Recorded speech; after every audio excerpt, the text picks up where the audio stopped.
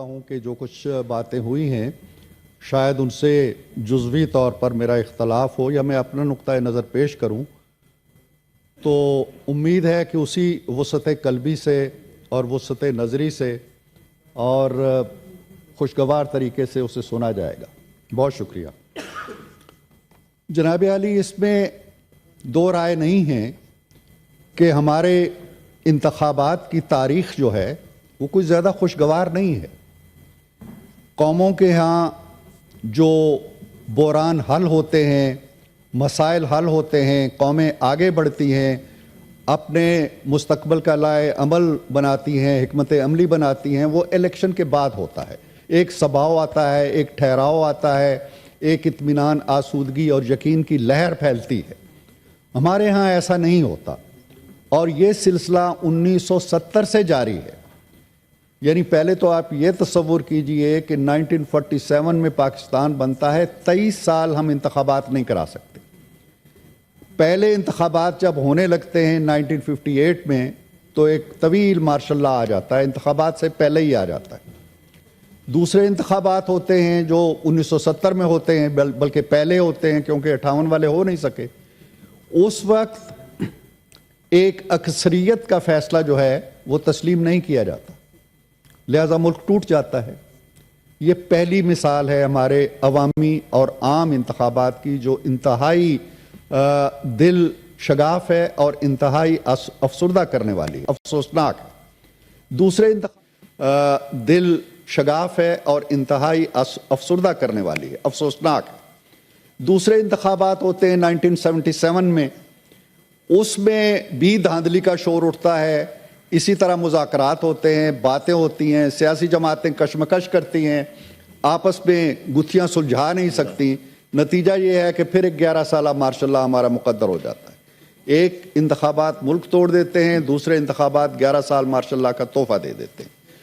بعد میں بھی جتنے انتخابات ہوئے، کسی حکومت کو اپنی میعاد پوری نہیں کرنے دی گئی، کوئی وزیر اعظم اپنی میعاد پوری نہیں کر سکا۔ So I agree with my colleagues کہ ہمارے ہاں انتخابات کی تاریخ کوئی زیادہ دل افزا نہیں ہے، خوشگوار نہیں ہے، افسوسناک ہے۔ اور یہ حالیہ انتخابات میں بھی یہی ہوتا رہا ہے۔ یعنی بہت ذکر ہوا لیکن 2018 کے انتخابات کا ذکر نہیں ہوا۔ 2018 میں کیا ہوا تھا؟ 2024 کا ہم نے رونا رویا، ایک شام غریباں کی کیفیت برپا کی، لیکن کاش ہم 2018 کا بھی ذکر کرتے۔ میرے بہت ہی محترم دوست نے کہا کہ علی ظفر صاحب نے کہ جو آج ہنس رہے ہیں کل وہ پھر سزائیں انہیں ملیں گی تو وہ روئیں گے۔ یہی بات اگر وہ 2018 میں جب انہوں نے حکومت سنبھالی تھی اور ہماری سزاؤں پہ کہہ لگا رہے تھے اور نواز شریف کو جیل جانے پہ ہنستے تھے، یہ بات اس وقت یاد آنی چاہیے تھی۔ یہ بات آج نہیں یاد آنی چاہیے۔ ہم ہنس نہیں رہے ہیں، ہم کسی کا مذاق نہیں ہو رہا ہے۔ 2018 میں جو کچھ ہوا وہ تاریخ کا ایک سیاہ باب ہے۔ کس طرح رات کو اب کہتے ہیں جی کہ 10 گھنٹے الیکشن، 4 دن بعد نتائج کا اعلان ہوا تھا، اور اس طرح وہ برستے رہے، کبھی رات کو، کبھی دن کو، کبھی شام کو۔ ایسے نہیں ہے، اس وقت بھی بہت کچھ ہوا، شاید آج بھی ہوا ہو، اور اگر آج ہوا ہے تو وہ پورے ملک میں ہوا ہے۔ وہ صرف پنجاب میں نہیں ہوا، وہ صرف بلوچستان میں نہیں ہوا، وہ خیبر پختونخوا میں بھی ہوا ہے۔ اگر یہاں پہ ایک الیکشن کمشنر ہے تو کیا خیبر پختونخوا میں امام کعبہ نے الیکشن کرائے ہیں؟ کیا وہاں یہی الیکشن کمشنر نہیں تھا؟ کیا وہاں کوئی امام ابو حنیفہ جو تھے آ کے بیٹھے ہوئے تھے الیکشن کمشنر کے طور پر؟ ایسے نہ کریں۔ اگر خرابی ہوئی ہے، ہمہ جیت ہوئی ہے، اس خرابی کا نقصان شاید مجھے بھی ہوا ہو، آپ کو بھی ہوا ہو۔ اگر فیئر بات کرنی ہے تو فیئر بات کریں۔ اگر الیکشن متنازع ہیں تو یہ نہیں ہے کہ آپ کے ہاتھ میں جو فارم 45 ہے وہ تو قرآن کا ورق ہے، اور میرے ہاتھ میں جو فارم 45 ہے وہ پلید ہے اور ناپاک ہے۔ ایسے نہیں ہوتا نا، ایسے نہیں ہوا کرتا۔ ترازو کو اس طرح سے امبیلنس نہ کریں۔ اور یہ بھی دیکھیں کہ 2013 میں جب الیکشن ہوئے ہیں،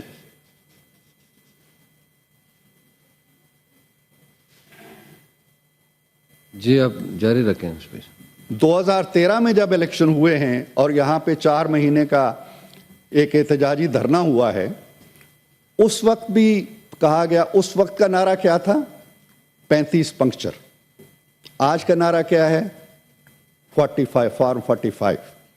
تب کہا گیا کہ افضل خان اٹھے تھے اس وقت، کوئی سابق سیکرٹری تھے، اور انہوں نے کہا تھا جی بڑی دھاندلی ہو گئی۔ آج ایک کمشنر صاحب اٹھائے ہیں۔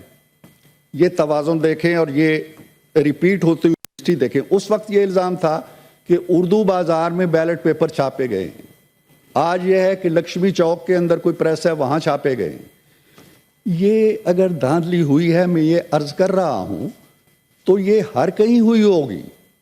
آپ جو ایک سیلے بے پناہ کی طرح پورے خیبر پختونخوا کی پہاڑوں اور وادیوں پہ چھائے ہوئے ہیں، وہ ٹھیک ہے، وہ درست ہے، وہاں کیوں نہیں ہوئی دھاندلی؟ جہاں جہاں آپ جیتے ہیں وہ دھاندلی سے پاک منزہ مصفہ الیکشن ہے۔ جہاں جہاں آپ کا مخالف جیتا ہے وہ دھاندلی سے جیتا ہے، وہ ووٹ چوری کر کے جیتا ہے، اس کو کسی اور نے جتایا ہے۔ ایسے نہیں ہو سکتا۔ ہو سکتا ہے 5 سیٹیں 10 سیٹیں ادھر ادھر ہوئی ہوں، میں یہ نہیں کہتا ہوں، ہمارے ہر انتخابات کے اندر ایسا ہوتا رہتا ہے، لیکن یہ نہیں ہوتا۔ اور پھر 2018 میں نواز شریف کہاں تھا؟ آج عمران خان صاحب جیل میں ہیں، تو نواز شریف کہاں تھا؟ وہ بھی جیل میں تھا، اسے بھی سزائیں ہو چکی تھی، اسے بھی الیکشن میں نہیں آنے دیا گیا، اس کی بیٹی کو بھی جیل میں ڈال دیا گیا، کہا گیا کہ 2 سال کی محنت ضائع ہو جائے گی اگر یہ باہر آئے اور الیکشن لڑے۔ یہ باتیں ہم بھول گئے ہیں۔ اس وقت سب ٹھیک تھا، جائز تھا، کوئی احتجاج کی آواز نہیں اٹھتی تھی۔ جو اس وقت غلط تھا وہ آج بھی غلط ہے۔ اس وقت ہمیں الیکشن میں حصہ نہیں لینے دیا گیا، اور ہمارا جرم یہ تھا کہ ہم نے بیٹے سے تنخواہ نہیں لی تھی۔ آپ کے جرائم کی فہرست تو ذرا مختلف ہے۔ اور یہ بھی دیکھیں کہ آپ کے ہاں تو سزائیں ہو رہی ہیں نچلی سطح کی عدالتوں سے، آپ وہاں سے جاتے ہیں ہائی کورٹ میں، ہائی کورٹ سے جاتے ہیں سپریم کورٹ میں۔ ہمیں تو سزائیں سپریم کورٹ دیتی تھی، وہیں سے شروع ہوتی تھی، وہیں ختم ہو جاتی تھی، نہ کوئی اپیل، نہ کوئی وکیل، نہ کوئی دلیل۔ یہ ہمارے ساتھ ہوتا رہا ہے، اور پھر بھی ہم نے 2018 میں بھی آ کے ہم وہاں بیٹھ کے اور آرام سے اپوزیشن کے طور پر اپنا کردار ادا کیا، سڑکوں پہ بھی نہیں گئے، واویلا بھی نہیں کیا، دنیا جانتی ہے کیا ہوا تھا۔ تو خدا کے لیے آپ بھی اس نظام کو بچانے کے لیے، اس نظام کے دفاع کے لیے آگے بڑھیں۔ میں ایک اور چیز جناب چیئرمین بتانا چاہتا ہوں، مشاہد صاحب یہ آج بھی آزاد ہیں، پی ایم ایل این کے نہیں۔ ہمارے بہت سے جی ہاں، یہ ہمارے بہت سے کولیگ جو سینٹ میں بیٹھے ہوئے ہیں، ہمارے بھی ٹکٹ چھینے گئے تھے، ہمارے بھی سمبل چھینے گئے تھے، ہمارے ٹکٹ منسوخ کیے گئے تھے، اور ہم آج تک آزاد بیٹھے ہوئے ہیں۔ ہمارے نام کے سامنے پی ایم ایل این نہیں لکھا ہوا، ہم کسی وات المسلمین میں شامل نہیں ہوئے، ہم کسی سنی کونسل میں نہیں گئے، ہم آزاد بیٹھ کے اپنا کام کر رہے ہیں، اپنی بات کہہ رہے ہیں۔ تو دوسری بات یہ ہے، ایک سروے جو پاکستان کا سب سے معتبر ادارہ ہے، گیلپ، اس کا سروے، اس کا نام تھا پولیٹیکل رپورٹ، گیلپ پاکستان کی طرف سے جنوری میں شائع ہوا، الیکشن سے 1 مہینہ پہلے۔ وہ ریکارڈ میں ہے، آپ اخباروں میں دیکھ لیجئے گا اور ان کی ویب سائٹ پہ دیکھ لیجئے گا۔ وہ یہ کہتا ہے، وہ سروے یہ کہتا ہے کہ پنجاب اور اسلام آباد کو ملا کے پی ٹی آئی جو ہے وہ 34% ووٹ لے گی یا سیٹیں لے گی، اور پی ٹی آئی نے لی ہیں 35%۔ سروے کے عین مطابق اس نے کہا تھا پی ایم ایل این لے گی 32%، پی ایم ایل این نے لی ہیں 33%، سروے کے بالکل قریب۔ اس نے کہا تھا پیپلز پارٹی لے گی 6% پنجاب اور اسلام آباد میں، پیپلز پارٹی نے لی ہیں 6%، اتنی ہی لی ہیں۔ خیبر پختونخوا، وہاں کا پی ٹی آئی کا اس نے سکور دیا تھا 45%، اور الیکشن کمیشن کے جو اعداد و شمار آئے ہیں 44%، اس کے بالکل قریب۔ جے یو آئی کو اس نے کہا تھا جی کہ 15% لے گی، جنوری میں اس نے 15% ہی لیے۔ پی ایم ایل این کے بارے میں اس نے کہا تھا 9% لے گی، پی ایم ایل این نے 9% ہی لیے، یس کے پی میں۔ اور پیپلز پارٹی کا کہا تھا کہ جی 7% لے گی، اس نے 6% لے گی۔ سندھ میں پیپلز پارٹی کا اس نے کہا تھا 44% لے گی، 44% ہی لیے۔ اور کے پی میں اے این پی کا سکور تھا 7%، جو 6%۔ یہ جنوری میں یہ اعداد و شمار آئے ہیں جو آج کے الیکشن کے نتائج کے عین مطابق ہیں۔ میں یہ عرض کر رہا ہوں کہ جب آپ مولانا فضل الرحمان کے ہاں جا سکتے ہیں، جن کے بارے میں آپ کی رائے ڈھکی چھپی نہیں ہے، جن کو آپ نے پتہ نہیں کون کون سے القابات سے نوازا اور ایک عالم دین کو رسوا کیا، تمسخر اڑایا جلسوں میں، اس کے گھر کوچہ رقیب میں سر کے بال جا سکتے ہیں، کس لیے کہ آؤ ہمارے ساتھ احتجاج کرو؟ تو آپ ان جماعتوں کے ساتھ کیوں نہیں بیٹھتے؟ ان کے ساتھ بیٹھیں جو جمہوری کریڈنشلز رکھتی ہیں، جو پارلیمنٹ کے اندر اگر مل جائیں تو 2/3 اکثریت بنتی ہے، ان سے بھی بات کر لیں۔ آپ فرمان جاری کرتے ہیں جی کہ سب کچھ ہو جائے گا، پی ایم ایل این سے بات نہیں ہوگی، پی پی پی سے بات نہیں ہوگی۔ یہ کون سا نظام ہے؟ آپ حکومت میں ہوتے ہیں تو ہاتھ نہیں ملاتے، آپ اپوزیشن میں ہوتے ہیں تو ہاتھ نہیں ملاتے۔ کیا جمہوریت اس طرح چلتی ہے؟ یہ ایوان بھی ہے، میدان بھی ہے، سارا کچھ ہے، لیکن کیا سیاست میدانوں میں ہونی ہے؟ آ جائیں ایوانوں کے اندر، احتجاج کریں، عدالتیں موجود ہیں، فورم موجود ہیں۔ اب الزام تراشی، گالی، پتھر زنی، یہ سیاست اب میرا خیال ہے ختم ہو جانی چاہیے۔ ایسا نہیں ہے کہ 2018 کا آپ دور گزارا، ہمیں بھی آپ نے جیلوں میں ڈالا، لوگوں کو سزائیں سنائیں، نیب کو پیچھے لگایا، اداروں کو پیچھے لگایا۔ سر 2 منٹس مجھے اور چاہیے۔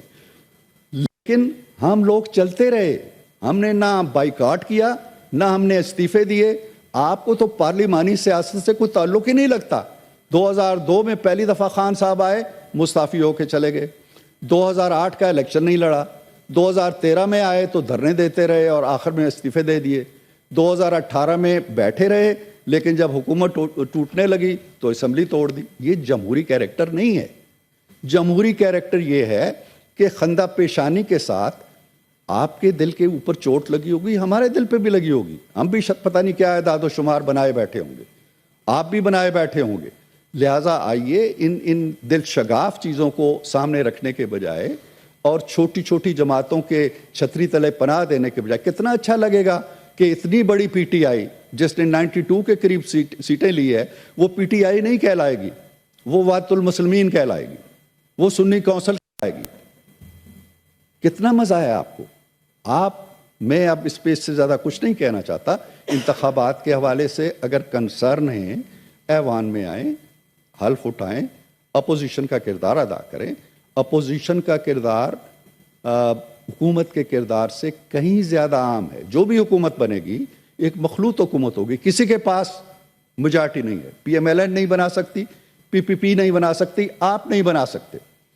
لہذا کیا ہوگا؟ 2 جماعتیں ملیں گی اس ایوان کو بچانے کے لیے، جمہوریت کو بچانے کے لیے۔ اگر نہیں ملے گی تو اسمبلی ٹوٹ جائے گی، اور اس کے بعد آپ یہ کہتے ہیں جی کہ 90 ڈیز میں الیکشن ہو جائیں گے۔ الیکشن ہوں گے یا کیا ہوگا یہ میں نہیں جانتا۔ لہٰذا مل جل کے اس ایوان کو بچائیے، سیاسی استحکام لائیے، اپنی اختلافی آوازیں اٹھائیے، اپوزیشن میں اپنا کردار ادا کیجیے۔ ایک بڑا اچھا صوبہ ہے خیبر پختونخوا، 15 سال سے 10 سال سے آپ بیٹھے ہیں، 5 سال مزید بیٹھیے، وہاں دودھ اور شہد کی نہریں بہائیے تاکہ لوگ جو ہیں وہ آپ کی طرف مائل ہوں اور بچا کچا پاکستان بھی آپ کے حصے میں آ جائے۔ یہ اس طرح کی اپوزیشن یہ اب متحمل نہیں ہے۔ 9 مئی بار بار نہیں ہو سکتے، اور 9 مئی جو ہے، آپ 9 مئی کی فلسفی کو ایک طرف رکھ کے 8 فروری کی جو وکٹری ہے اس کو اپنی حکمت عملی بنائیں۔ اپنی سیاست کا جو سرچشمہ ہے اسے 8 فروری کو سمجھیں، 9 مئی کی فلسفی کو بھول جائیں اور 9 مئی کا جو کردار ہے اس کو بھی بھول جائیں۔ ایک نیا کردار اپنائیں، مثبت سوچ اپنائیں، تعمیری سوچ اپنائیں،